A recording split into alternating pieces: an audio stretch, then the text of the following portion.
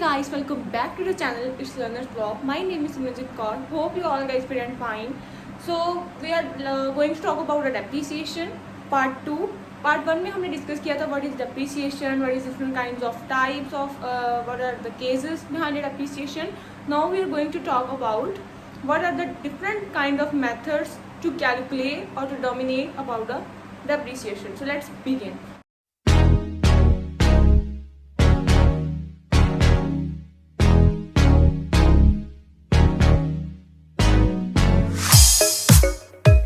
पहला हमारे पास मेथड आता है वो है स्ट्रेट लाइन मेथड.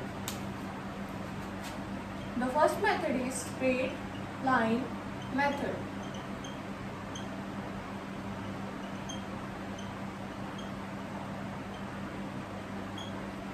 शायद आपको मैंने पार्ट 1 में बताया होगा कि डेप्रिसिएशन की बेसिकली क्लास 11 में आप दो ही मेथड्स पढ़ने वाले हैं, straight line method, written down value method. और जब आप बीकॉम करेंगे तब आप चेंज इन द मेथड भी पढ़ने वाले हैं, वो भी मैं अलग से वीडियो बना दूँ.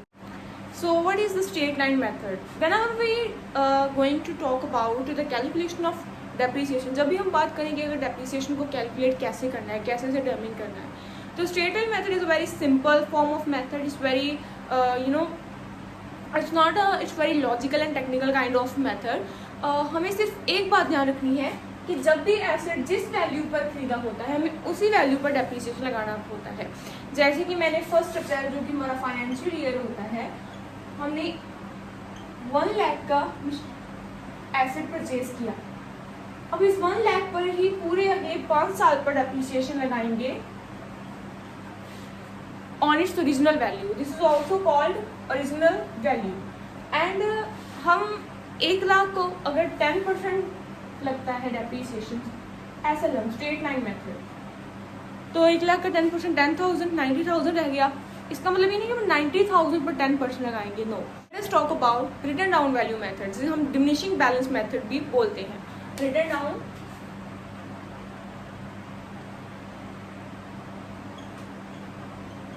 वैल्यू मेथड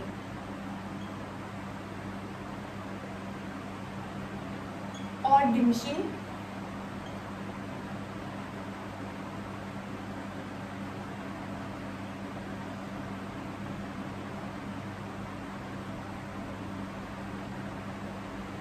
ये जो मेथड है स्ट्रेट लाइन से थोड़ा ऑपोजिट जाएगा, क्योंकि स्ट्रेट लाइन पर जब एक बार हम किसी भी कॉस्ट ऑफ एसेट का पता लगा लेते हैं कि जैसे इस पर 1 लाख की मशीन थी, 10% डेप्रिसिएशन लगा और 10,000 हमारे पास डेप्रिसिएशन हुआ, 10,000 अब एवरी ईयर लगेगा, चाहे वो मशीन बिक जाए या कुछ 6 मंथ्स या अगर कोई भी किसी भी तरह का डेप्रिसिएशन लगे तो वो 10,000 लगेगा. But written down value method में अगर 1 लाख की मशीन थी, उस पर 10% डेप्रिसिएशन लगा, 90,000 अब हमारे पास मशीन है, तो इस 90,000 पर 10% डेप्रिसिएशन लगेगा नेक्स्ट ईयर पे.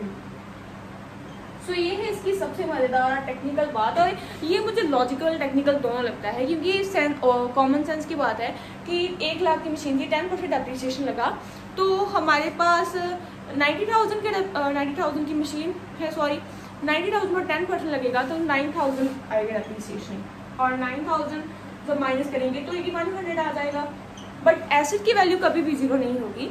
So this is my favourite method. But calculations काफ़ी कॉम्प्लिकेटेड हो सकती हैं. इसकी सबसे बड़ी जो डिसएडवांटेज वही है कि कैलकुलेशन काफ़ी कॉम्प्लिकेशन होती हैं, बट स्ट्रेट लाइन मेथड में कैलकुलेशन करनी ईजी होती है. अब मैं आपको बताती हूँ कि स्ट्रेट लाइन में कभी कभार हमें एक परसेंट नहीं दिया जाता कि 10% लगाए, 20%, 15%.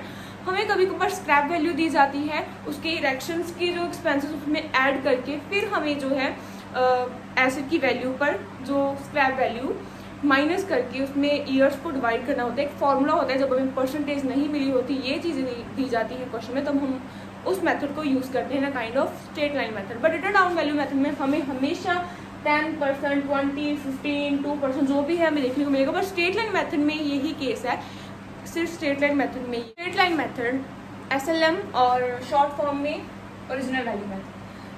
कभी कभार हमें परसेंट नहीं दी जाती, मैंने पहले बता चुकी हूँ रिसेंटली. कभी कभार क्वेश्चन दिया जाता है, मशीन की वैल्यू है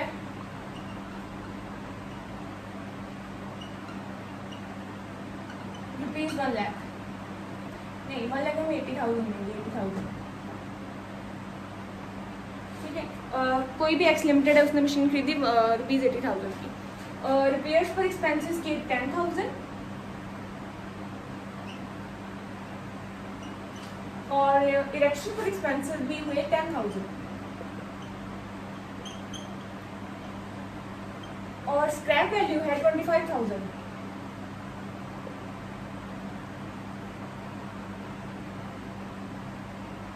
और लाइफ ईयर है, जिसे हम एसेट की लाइफ बोल सकते हैं, कि जिसे हम प्रेडिक्ट किया जाता है कि इतने साल तक डेप्रिसिएशन लगेगा, तो वो लाइफ ईयर है 10 ईयर। सो कभी कभार हम अक्सर यही मिस्टेक करते हैं कि 80,000 की मशीन ले लेंगे और इसमें से ये जो है स्क्रैप वैल्यू वो माइनस करके 10 से डिवाइड कर देंगे, लेकिन नहीं, ये रिपेयर्स और इरेक्शन पर, एसेट पर जब कोई भी एक्सपेंस होता है तो एसेट की वैल्यू को इंक्रीज कर देते हैं। या 80,000 पर हम 10,000 प्लस करेंगे, रिपेयर्स के 10,000 एक्शन के एक्सपेंसेस ऐड करेंगे। अब एसेट की वैल्यू 80,000 नहीं है, अब एसेट की वैल्यू हमारे पास है 1 लाख। इसमें हम 25,000 माइनस करेंगे जो कि हमारी स्क्रैप वैल्यू है, एंड 10 से डिवाइड करेंगे। जितना भी यहाँ पर आंसर आएगा वो डेप्रिसिएशन होगा, वो एवरी ईयर लगेगा in the case of straight line value method. ये सिर्फ स्ट्रेट लाइन वैल्यू मेथड में होता है, WDV और DVM में ऐसा नहीं है। रिटर्न ऑफ वैल्यू मेथड में, डिमिनिशिंग बैलेंस मेथड में DVM उनमें ऐसा केस नहीं देता, उसमें हमें हमेशा 10-22% ऐसा कुछ दे दिया जाता है। So this is the complete concept for the method of the depreciation, and the important thing is that I already uploaded the practice question about the straight line value method and written down value method. So please check the comment section box carefully, remember, and go to the video. It is a short video and मैंने खुद बनाए हैं notes. So hope आप वो देखेंगे और आप भी नोट करना चाहें तो करेंगे। और मैंने स्ट्रेट लाइन वैल्यू मेथड का अपलोड किया है, चेंज इन मेथड मैंने अपलोड किए हैं, बट उसका जो लेक्चर है वो अभी नहीं अपलोड हुआ है। सो वो मैं कल या उसके बाद अपलोड करूँगी, क्योंकि अब क्लास 11 में वो इतना इम्पोर्टेंट नहीं है जितना कि वो बीकॉम में है। सो इस हम बाद में करेंगे। रेट्रोस्पेक्टिव, इमीडिएट इफेक्ट, जो चेंज इन मेथड होते हैं। सो फिलहाल आपके लिए इतना ही काफ़ी है, SLM और WDV। So thank you.